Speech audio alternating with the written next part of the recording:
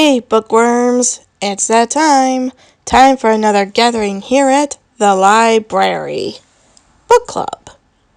So this is a bonus one since it's Halloween and everything. And I can't believe I read this one. I mean, I figured I wouldn't since I watched all of Mad Pat's theory videos when he mentions the books in them a bit.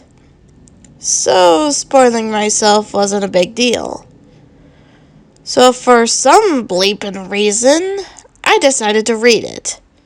And it actually isn't that bad.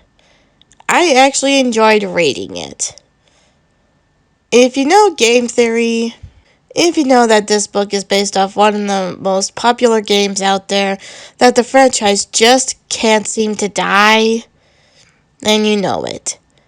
It's Five Nights at Freddy's Silver Eyes. So it starts with our main character, Charlie, a teenage girl driving into town for a memorial of a friend, Michael, who died in an incident that involved her father's pizza place. She visits her childhood home, which apparently is creepier at night, though it must have been nice.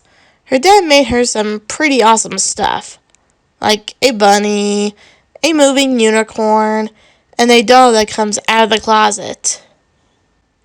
Met up with old friends from back then, John, Carlton, Lamar, and Jessica at a diner and talked about old times. At least till Freddy's got brought up, and they decided to go to the old location. That is now a mall that was never finished. They explored the mall anyway, and after a bit, they ended up finding that they never tore down Freddy's. They built around it. After some snooping, they found a way in and explored it a bit before leaving, since they did have a memorial the next day. After the memorial, though, Charlie and John had gone to Charlie's old home to walk around a bit, remembering things they couldn't remember before. They ended up going back to the restaurant, this time with their old friend Marla and her brother Jason, with all of them as well. Getting caught by the guard, Dave, they brought him in with them to explore the place, only for things to get odd with the animatronics, and suddenly Carlton is gone, with only Jason as a witness to it. That he got kidnapped by Bonnie. Even though it couldn't be Bonnie. Bonnie was still on stage, and he saw a yellow Bonnie. A golden Bonnie. All the kids ended up staying the night with Carlton's father, who's chief of police. Thanks to the mother the next morning, an officer was called in to search the place to see if Carlton was really still there, possibly been pulling a prank or not. In the meantime, Charlie had remembered that there was another restaurant and had John with her to go find it.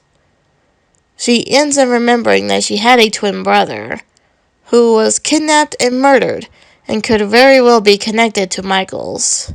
They do more research at the library and found out who might just be the murderer, and they need to hurry out before another one happens. Sorry you guys, no spoilers from me, but there are 2 other books after, so you can guess that all the kids made it. But who was the killer? Did the animatronics act like they did in the game? You'll have to read it to find out. As I said, it was a pretty good read. A little long in some spots here and there. And it was on Kindle, so the separations between the end of one chapter and the beginning of a new chapter weren't always the best. But I'm sure the physical book looks better. Only thing I can say is that if you are a fan of the games, don't read it to compare it to the game, because you might be a tiny bit disappointed. Maybe. Who knows? Just keep an open mind and read it as its own separate thing. With that said, today's book is now done. Go out there and find a world within the pages of a good book. See you next time here at the library. Catch you later, bookworms. Hey, you guys. Now that is over, hope you guys enjoyed this. If you did, hit that like button. Want to hear more? Want to hear odd high school morning announcements? Or if you like seeing art being live streamed, then hit that subscribe button. Want to be informed when these come out or when I do my live streams? Then hit that bell and make it ring. But do it quietly. We are in the library. Till next time, you guys. Catch you later, bookworms.